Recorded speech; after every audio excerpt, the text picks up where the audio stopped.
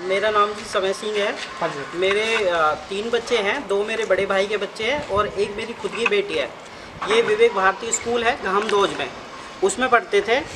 तो 8 तारीख को हमारे पास वहाँ से फ़ोन आता है स्कूल से कि आपको एक बार स्कूल आना पड़ेगा। तो हमने बार बार पूछा कि क्या हुआ है, तो प्रिंसिपल ने कुछ भी नहीं बताया हमें। प्रिंसिपल का नाम बता दीजिए। प्रिंसिपल का नाम है मनोज राघव।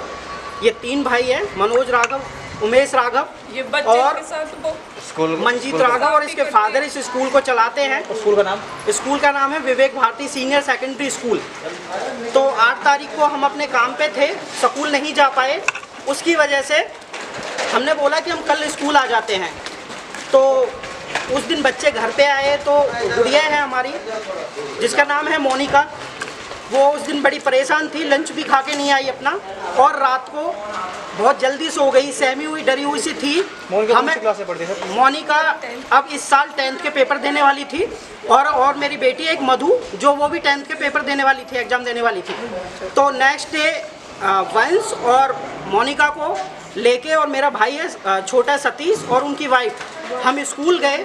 जाके हमने स्कूल में पूछा प्रिंसिपल साहब से कि क्या हुआ है। तो उन्होंने बोला कि आपकी बेटी मोनिका पे ये फ़ोन मिला है हमें। तो फिर हमने पूछा तो क्या हो गया, फ़ोन मिला है। तो एक्चुअल जो फ़ोन था उसका छोटा भाई है जो वंश, उसका फ़ोन था, तो उसने उसके पास रखने के लिए दे दिया था। तो उस टाइम पे हमें कुछ नहीं पता था क्या मैटर है। उल्टा लड़की के बारे में और उसके कैरेक्टर के बारे में बहुत सारी बातें बोली हमें कि ये लड़की तो तुम्हारी नाक कटवा देगी, इसके नाखून नेल्स बड़े होते हैं। किसने बात बोल दी आपको? ये मनोज राघव जो प्रिंसिपल हैं स्कूल के, उन्होंने बोला है हमें। तो बहुत सारी गाली गलौज की, ये तुम्हें रखने लायक बच्चे नहीं हैं। ये एक्चुअली मेरे भाई के बच्चे हैं जो कि अभी है नहीं इस दुनिया में, मैं इनका पालन पोषण और वो सारी चीज़ें कर रहा हूँ। तो उस दिन इन्होंने प्रिंसिपल ने बोला हम इनको नहीं पढ़ाएंगे अपने स्कूल में और इनको ले जाइए यहाँ से। तो उस टाइम पे बच्चे काफ़ी परेशान हुए। मैंने बोला सर ये छोटा सा ही तो मैटर है कि एक फ़ोन मिला है, और बाकी अभी गुड़िया के 10th के एग्ज़ाम आने वाले हैं। तो 10th के एग्ज़ाम आने वाले थे गुड़िया के, तो 22 तारीख से उन्होंने बोला हम देखेंगे, कुछ सोमवार के आके बात करिए। और बड़ी रूडली हम लोगों के साथ बात की उन्होंने। तो उसके बाद में हम वहाँ से घर आ गए गुड़िया को लेके। तो हम जब घर आए हैं, घर पे आने के बाद में तो बच्चा सहमत था। हमने बोला बेटा कोई बात नहीं, ये नहीं पढ़ाएंगे आपको, तो हम कोशिश करेंगे इनसे बात करके या कहीं से आप 10वीं का एग्ज़ाम दोगे, आपकी स्टडी हम कंटिन्यू रखेंगे। लेकिन उससे 15 से 20 मिनट बाद हमारा एक फर्स्ट फ्लोर पे एक और रूम बना हुआ है, वो गुड़िया ऊपर गई और हमें था कि अपने रूम में गई है कोई बात नहीं। लेकिन हम 15 मिनट बाद जाके देखा तो हमने उसे रूम में नहीं पाया। जब रूम में नहीं पाया तो देखा एक वॉशरूम है, बाथरूम है, जो कि अंदर से लॉक था। तो वहाँ पे वंश और एक मेरा भांजा नीरज वो रहते हैं साथ में ही, तो ये लोग भी गए। तो जब हमने उसे नॉक करके देखा, अंदर से कोई रिस्पांस नहीं मिला, तो हमने दरवाजे को तोड़ा। जब दरवाजे को तोड़ा तो लड़की लटकी हुई मिली है, जिसने सुसाइड कह सकते हैं आप उसे, या हैंग कह सकते हैं, कुछ भी कह सकते हैं। तो उस टाइम में हम बहुत सदमा में थे। हमने सेम उसी टाइम पे बच्चे को निकाला है, और मैं बहुत जल्दी से गाड़ी में लेके W प्रतीक्षा हॉस्पिटल है सेक्टर 56-57 में, वहाँ पे लेके जाते हैं। तो वहाँ पे जब लेके गया हूँ मैं वहाँ पे, तो डॉक्टर ने उसे देखने के बाद ही मृत घोषित कर दिया कि इसके अंदर कुछ नहीं बचा है। आपने जो आरोप लगाए हैं स्कूल के ऊपर, तो ये कैसे कह सकते हैं कि स्कूल में जो लड़की जो सुसाइड किया स्कूल के कारण किया? वो एक्चुअली उसके बाद में हमें तब भी कुछ नहीं पता था। लेकिन वहाँ पे जब मामला थाने में गया है हॉस्पिटल की तरफ से, तो हमने नॉर्मल वहाँ पे की बताई सारी चीज़ें कि उसी दिन के बारे में, बिकॉज हमें पहले दिन के बारे में कुछ नहीं पता था। तो उस दिन जब हमने वो सारी चीज़ बताई कि आज ये हमारे सामने हुआ है, उस बिहाफ पे उन्होंने करके, तो उस दिन हमने पोस्टमार्टम करा लिया लड़की का। और उसके बाद में हम सारे लोग अंतिम संस्कार करके जब घर आए, तो प्रिंसिपल को कहीं से पता चला होगा, वो रेगुलर दिन में हमें फ़ोन कर रहा था कि मैं भी आपके घर आऊँगा। तो वो रात को 9 से 9:30 के बीच में हमारे घर आता है, और उसको रात को या सुबह? रात को, अंतिम संस्कार के बाद में। जबकि उससे पहले वो बहानेबाजी कर रहा था, आप कितनी देर में आ रहे हो, मैं आ रहा हूँ, मैं आ रहा हूँ, लेकिन वो नहीं आया। लेकिन जब अंतिम संस्कार वगैरह हो गया उसके बाद में आता है। जो उसके बाद में मेरी बेटी है मधु, वो उसे देखती है और देख के एकदम चिल्लाने लगते हैं कि ये बंदा हमारे घर क्यों आया है, इसकी वजह से मेरी बहन की जान गई है। तब हमारी नॉलेज में आया ऐसा क्या हुआ है। तब इसने बताया कि कल इसने मेरी बहन को बहुत बुरी तरह से कमरे में बंद करके ऑफिस में पीटा है, हाथ मरोड़ा है, थप्पड़ वगैरह मारे हैं। तो प्रिंसिपल ने जैसे ही लड़की की आवाज़ सुनी वो हमारे घर से भाग गया।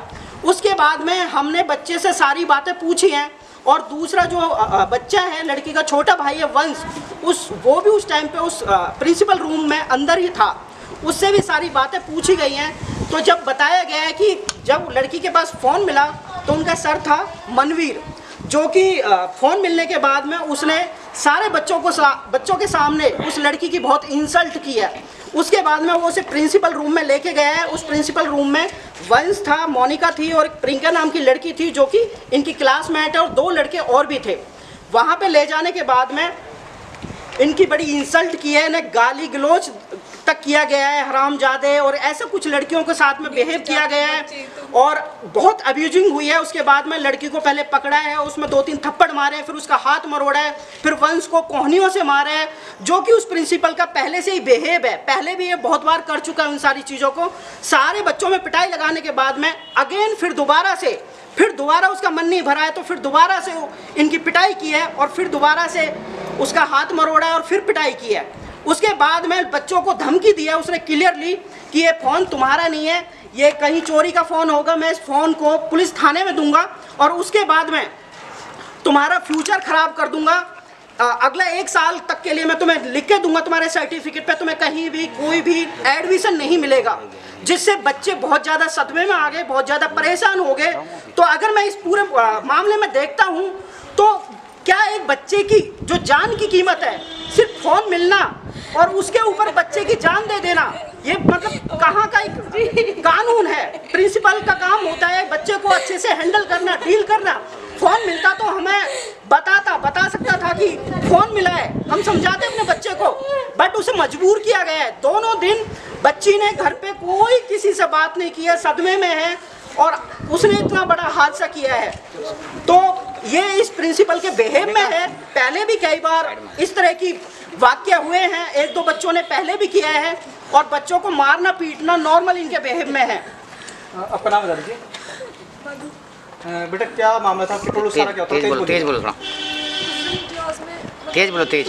उन्हें पता चला जैसे सर के फ़ोन है, तो वो क्लासरूम में आए और उन्होंने मतलब जैसे फ़ोन मिल गया, उसके बाद में बाहर लेके गए, सारे बच्चे बाहर निकाल दिए, बैग वगैरह चेक किए गए, फिर मतलब उन्हें फ़ोन मिल गया तो फिर उसको अंदर ले जाके सबके सामने बोल रहे हैं कि जिस बच्चे ने फ़ोन ढूंढा है उसको तुम 100 रुपये इनाम में दे दो, क्योंकि इसने इतनी मेहनत करी है, और 100 नहीं तो 200 दे दो।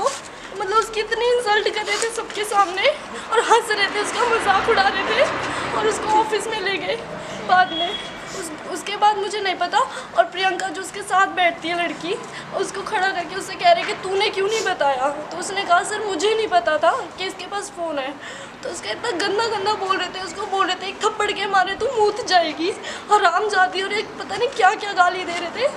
और फिर बाद में उसको भी भेज दिया ऑफिस में। मतलब फिर बाद में जो भी हुआ वो मुझे नहीं पता, लेकिन जब बाद में वो ऑफिस से आई, प्रियंका आई पहले, तो उसने मुझे बताया कि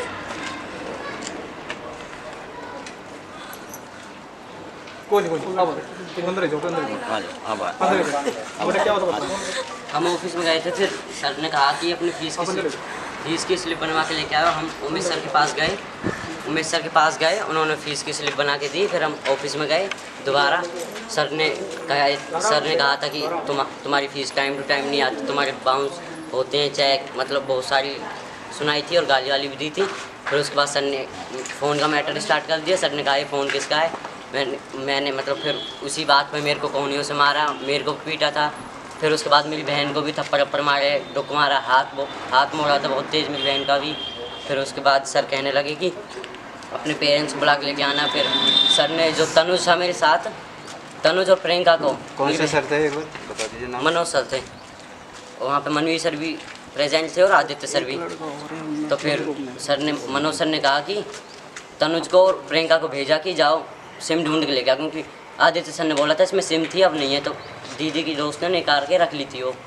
तो फिर उसने कहा प्रियंका ने कि अभी मैंने क्लास में फेंक दी। सर ने कहा जाओ दोनों ढूंढ के लेके आओ। उसने फेंक दी। जो इस बात पे सर ने, मनोज सर ने उनको भी मारा था, दोनों को क्यों फेंकी थी।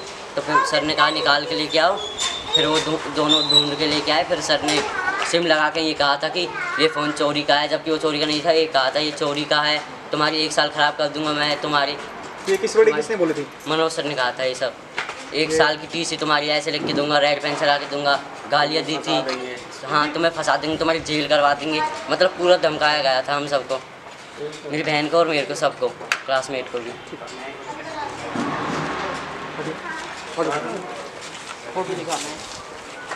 सर, इस स्कूल में लगातार जो भी सुसाइड का मामला सामने आया है, इसमें कुछ ना कहीं मुद्दे अलग हैं। तो अभी आपने भी कुछ मुद्दे अपने रखे हैं कि बच्चे को मारा गया है, पीटा गया है, तो किस वजह से ये मारपीट आपके साथ बच्चे के साथ हुई है, और क्या कहना है, क्या कारण था बच्चों को मारपीट करने का? सर जी, कारण कुछ नहीं था, कारण केवल फीस का था। कारण मेरा काम टूर एंड ट्रेवल्स का है काम। तो लॉकडाउन के 22 मार्च के बाद में मेरी गाड़ी खड़ी होगी, अभी तक कोई गाड़ी चल नहीं रही है, तो मैं फीस कहाँ से दे पाऊँ? मैं गाड़ियों की किस्त कैसे कैसे घर से मंगा करके दे रहा हूँ। तो मेरे पे बार बार फ़ोन आता था कि भाई अपने बच्चों किसका फ़ोन आता है सर? मनवीर का भी आता था और मनवीर कौन है? मनोज राघव कौन, बता दीजिए। ये दोनों भाई हैं। मनोज प्रिंसिपल है स्कूल के और मनवीर ये आपका पीटीआई है। ओके। तो मैंने कहा सर मैं थोड़ी थोड़ी करके आपकी फीस जमा कर दूँगा, अभी मेरा काम नहीं चल रहा तो मुझे दिक्कत आ रही है थोड़ा। मैंने कभी भी आपकी 5-6 साल हो गए, मैंने कभी आपकी फ़ीस रोकी, आपकी बात दिक्कत है तो मुझे मजबूरी है मेरे आगे। तो वे बोले कि क्या कर रहे हैं? नहीं भाई, फ़ीस तो जमा करनी पड़ेगी। मैंने कहा सर कुछ डिस्काउंट कर लेना। लोगों को नहीं, डिस्काउंट कोई नहीं होने का, फ़ीस जमा करनी पड़ेगी, और बहुत बदतमीजी से बात करते हैं। उसके 2-4 दिन बाद में मेरे बच्चे को फ़ीस के लिए इतना बुरी तरीके से पीटता है। वो स्कूल में से फिर मेरे पे फ़ोन आए, उनको आपका बच्चा तो क्या, बता दीजिए। स्कूल का नाम विवेक भारती सेकेंडरी स्कूल गामदोज। फ़ोटो भी हैं बच्चे के। मैंने फिर उससे फ़ोटो मंगाए घर से, मैं ड्यूटी पे था। तो मैंने घर आके जब अपने लड़के को देखा तो उसके मुंह में से खून बहा रहा था बहुत बुरी तरीके से। मैंने कहा, उस पर फ़ोन किया, मैं कहा सर ऐसे थोड़ी पीटते हैं बच्चे को, 12-13 साल का बच्चा, अभी 8th क्लास में बच्चा है, आपने इतनी बुरी तरीके से मार रखा है, और वो अब भी स्कूल में जाने के लिए तैयार नहीं है। उसके बैक साइड में पीठ में भी दर्द होता है, छाती में भी दर्द होता है। और ये देखो जी फ़ोटो कैसे तरीके से, ये Nikhil song 8th class. WhatsApp पे देने वाला।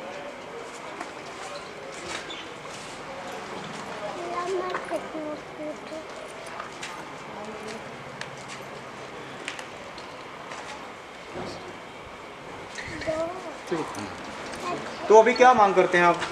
मांग ये करते हैं हम तो जी, चलो मेरे बेटे के साथ तो जो हुआ ठीक है, पर इस बच्ची को जो नहीं है, कम से कम इसको तो इंसाफ मिल जाए और आगे को उनको सबक मिले, ताकि किसी बच्चे के। मेरा नाम साधना है। मेरी वो भतीजी थी जो मोनिका पढ़ती थी उस स्कूल में। मेरी बच्ची इतना गम खा के उसने सुसाइड कर लिया। मेरी बच्ची आके किसी से शेयर नहीं कर पाई। चाची चाचा के साथ में रहती थी, वो पापा एक उसके ख़त्म हो गए। उसने किसी से अपना मन का किसी को ना बता पाई। दादी दादा, मैं उसकी बुआ जी हूँ, मेरी शादी हो चुकी है, मैं अपने घर पे थी, मेरे साथ में वो हर बात शेयर करती थी। जब उसको मेरी बच्ची ने कोई ऐसा गलत काम नहीं किया, उस प्रिंसिपल ने ऐसे उस पर इल्ज़ाम लगाए। मेरी बच्ची, मैंने इतनी सी इंसाफ चाहिए हमको, बस उसको इंसाफ मिले, जब हमारे कलेजे में ठंडक मिलेगी। इंसाफ चाहिए हमको, इंसाफ। आज हमारी बच्ची के साथ में हुआ, कल को किसी और बच्ची के साथ में नहीं होना चाहिए। वो भी हमारे बच्चे हैं, इंसाफ चाहिए हमको, इंसाफ।